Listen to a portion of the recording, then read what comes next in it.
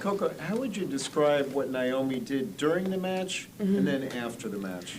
I mean, during the match, I think she played amazing. I mean, it was hard for me to take control of the points. Obviously, I think she had way more winners than I did, and it was hard to kind of control the rallies. But I think I will learn a lot from this match. I mean, she's the #1 player in the world right now, so I know what I need to do to get to that level. And after the match, I think she just proved that she's a true athlete. I feel like for me, the definition of an athlete is someone who, on the court, I guess, treats you like your worst enemy, but off the court can be your best friend, and I think that's what she did tonight. Coco, what did you make of the atmosphere out there? There was a lot of tension around the match, just how you felt going into it and just what you made of being out there. Yeah, it was a packed crowd. It was my first time playing on Ash, and obviously I wish it was a different result, but it was still a great experience for me. Coco, did you want to leave the court, and did she sort of almost like convince you to stay, and were you thinking like, I just want to get off and be out of this room, out of this scene? Yeah, I definitely wanted to leave the court because I'm not the type of person who wants to cry in front of everyone, and I didn't want to take that moment away from her as well. And she told me that it's better than crying in the shower, and she convinced me like multiple times to stay, and I kept saying no, but then finally I said, okay, I'll do it, because I didn't know what to do. But I think that I'm happy that she kind of convinced me to do it, because I mean, I'm not used to crying in front of everyone. Hi, Coco. Could you compare and contrast the experience of walking on Tash this morning to practice and then competing there this night?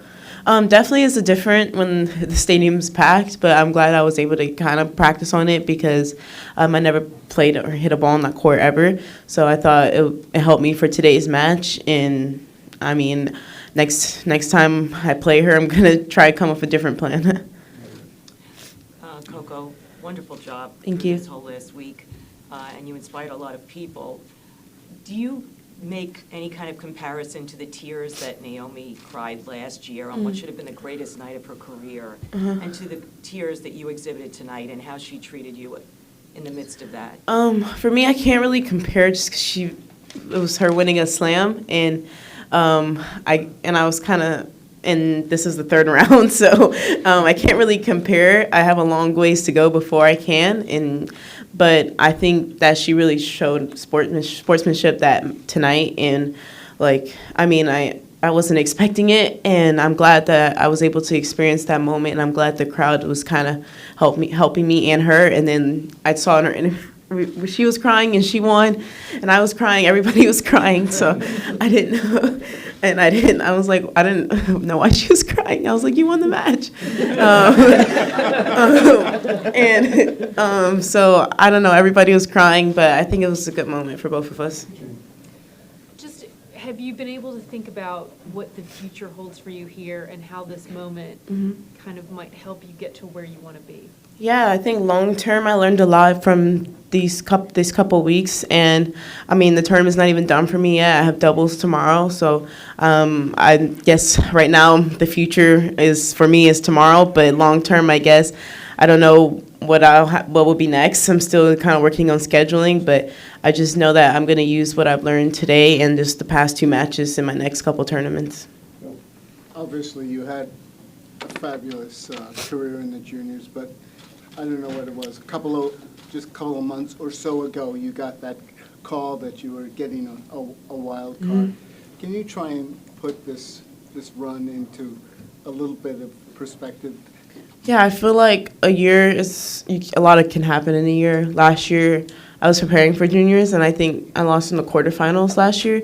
And now I almost got it to the second week, but I got to the third round and my first main draw at US Open, and I'm super proud of myself. And for me, I'm just going to continue to learn. My dad told me that I'm 15. I still have a lot to work on and a lot to improve, but I think that today definitely I learned a lot. I mean, she's at the top of the game right now and at the top of her game, and I know what I need to do to get to that level and get to be a top 10 player. Coco. So Naomi mentioned, like, in her post-match, like, on the court interview, seeing you and your family at training facilities in Florida. How often do you guys run into each other? Yeah, she trained, well, I've seen her at an academy called World a couple times. I've been going there for a while, and she goes there too. Or I don't know if she goes there, but I've seen her there maybe 2 years ago. But we live in like the same area, Boca, Delray. So I guess I would say we run in, well, not face to face, but like when I'm driving past, I'll see her. So maybe once every couple months, because obviously her schedule's different than mine. So I'm home a lot more than her, and she's out on the road. So I don't see her too often, but at the tournaments, obviously we see each other a lot. Corey, you kind of said you learned a lot from her about what you needed to do to reach her level as world number one. I was just wondering what you see in her that she has that you don't think you have right now. What do you think are kind of the things that she's doing that you're not to be at that level? Yeah, today's match, I think she was really attacking the ball well, and she hit a lot of winners today. And I didn't hit as many as I can, and I think that I can trust my strokes more, and I think that she trusts her strokes a lot, so that's why she hits winners, because in order to hit a winner, you have to trust that you're going to do it. And I think I can work on that more. And other than that, I mean, I think my first serve, I could get it in more today. I was having trouble with my holding serve, but I think once I get past that hump, that I will start to improve a lot more. Naomi said she found some similarity between you and her in terms of personality, and that's why she has been trying to talk to you, and maybe that's why she tried to convince you tonight. So, Yeah. do you think you find any similarity in terms of personality with Naomi? Yeah, I think that we're both, I guess, doing well at young, and I mean, she's only 21. She's accomplished so much, and she has such a bright future ahead of her. And I think that we both came up similar just because we were both young, and then especially after her Indian Wells run, people weren't really expecting that. And also, I think the headphone thing, I'm sure everybody heard that. I think that's quite similar because, well, for me, when I'm in the locker room, I'm watching YouTube or something. That's what I have my headphones in. And I heard that she watches anime. So I don't watch that, but maybe I'll give it a try. Coco, how happy of a night is it for you to get this experience behind you, playing the #1 player in the world, the biggest stage in the world, and it's not going to be new anymore. You have it all behind you. Yeah, I mean, I'm still a little bit sad because it's still fairly new, but I think tomorrow I'll really, I guess, cherish the experience, and I hope that next year that I'll be able to play on Ash again. And it was a great court, a great atmosphere out there, and maybe next time I'll come out on top. Coco, sometimes people associate youth with a certain pace. So do you think you're moving at a proper pace? Are you moving too fast? Should you have gotten this far so soon, or do you have another plan? For me, I think I'm just moving the pace that Coco can go. Everyone is different, and I feel like everyone peaks at different points in their life, and I want to consider right now a peak because I do feel like I can improve a lot. And I think for me, I'm just moving the right pace for Coco, and maybe this pace might not be the right pace for someone else. So I think that just everyone is different, and that I think everything happens for a reason. So I just think that regardless of age or stage, I think that that pace in general is just different for everybody. Some people peak later in their careers and some people peak early. So for me, I guess right now I'm doing well, but I want to consider this a peak for me because I still think I can improve a lot. Coco, I wanted to ask you, through your young career, you've been able to show adaptability. Do you do a lot of film study, time with different players, because it shows that you are able to make adjustments at such a young age?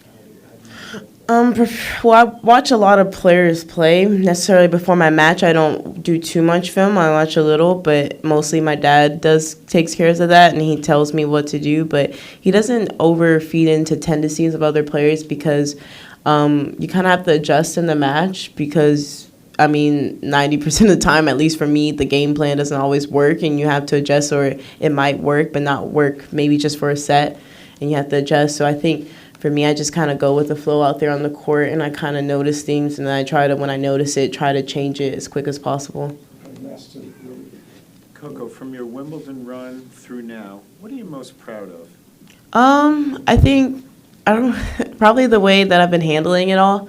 I mean, I guess coming into this, I knew that a lot of more people were watching me at Wimbledon and expecting things from me, so I think I tried my best to zone out everyone and just focus on me, because I think a lot of people just forget that I'm new to this and that I'm still learning and I'm still improving. And I think a lot of people came in here with a lot of expectation, just not even this tournament, but just after Wimbledon in general. And I felt, I guess, between Washington and then maybe a week before US Open, I felt pressure to kind of just prove myself. But I think maybe like 3 or 4 days before my first match, I think I kind of realized that I just need to have fun out there, and whatever happens, happens. But as long as I have fun, that's important for me. Last question.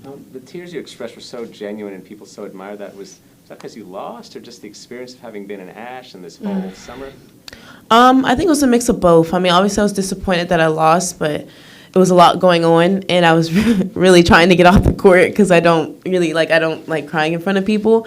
But I'm glad that I was able to express that moment. I guess it shows that I'm human, and we, I guess, athletes in general just experience things, and we show emotion, and good and bad. I think a lot of people see the more pumping up side of me and the more fiery side, and I guess that side is good for other people to see, and I'm glad that even though I was able to experience that on the biggest stage, and maybe next time I'll have a different result, but I really thank Naomi for that, because it was a good moment for me. Thank you, everyone. Thank you.